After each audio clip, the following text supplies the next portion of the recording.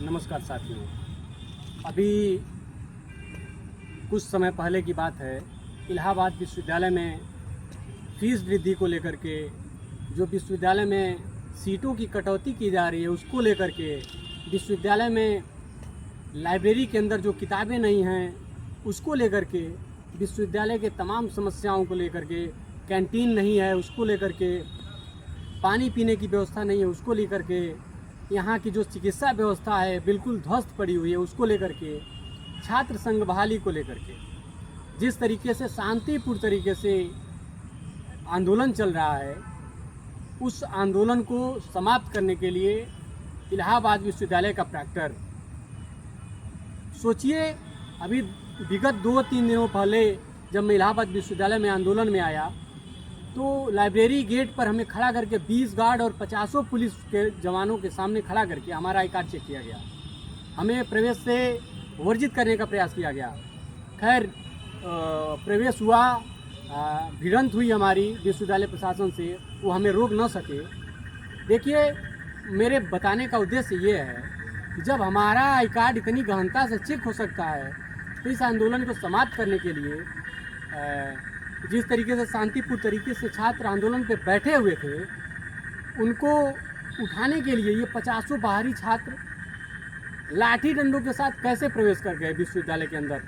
जिस तरीके का आज अमानवीय व्यवहार किया गया है उन छात्रों के साथ, बुरी तरीके से लाठी डंडों से पीटा गया है, कई छात्र अभी हॉस्पिटलाइज हैं, उनकी जिम्मेदारी कौन लेगा। यहाँ पर उपस्थित तमाम पुलिस के जवान उपस्थित थे, तमाम 50 गार्ड उपस्थित थे, कोई भी उस झगड़े में, उस लड़ाई में प्रवेश नहीं लिया, रोकने का प्रयास नहीं किया। ये इलाहाबाद विश्वविद्यालय का नाकाम प्रॉक्टर और नाकाम प्रशासन, जो बच्चों के सवालों से डर रही है, बच्चों के आंदोलन से डर रही है, उसको दबाने के लिए इस तरीके का कुकृत्य कर रही है, बाहरी लोगों को बुला करके विश्वविद्यालय के अंदर धरना को ख़त्म कराने का प्रयास कर रही है, ये बहुत ही निंदनीय है। और मैं यहीं विश्वविद्यालय की सरजमी से इलाहाबाद विश्वविद्यालय प्रशासन को ये चुनौती देता हूँ कि तुमको जो करना था कर चुके हो, अब हम लोगों को जो करना है, यहाँ लाठी चलवा दो, डंडा चलवा दो, गोली चलवा दो, उससे हम लोग पीछे हटने वाले नहीं हैं।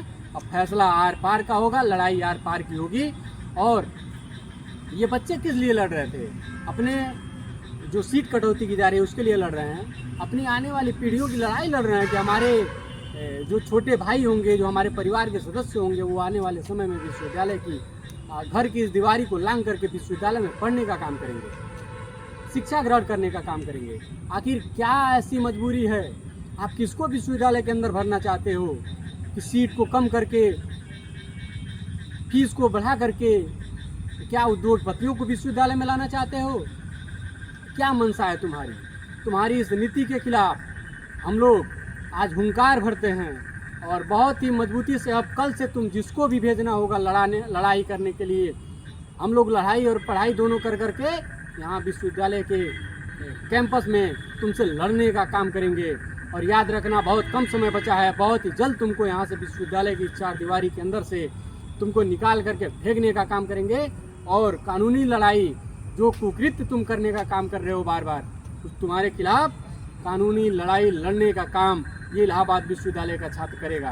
तुमको मुकदमा करना है, तुमने पहले भी बहुत सारे मुकदमे किए हैं हम लोगों के ऊपर, तुमसे लड़ाई लड़ी है हम लोगों ने, तुमसे लड़ाई जीती है हम लोगों ने, और हमेशा इस लड़ाई को लड़ने और जीतने का काम इलाहाबाद विश्वविद्यालय का छात्र करेगा।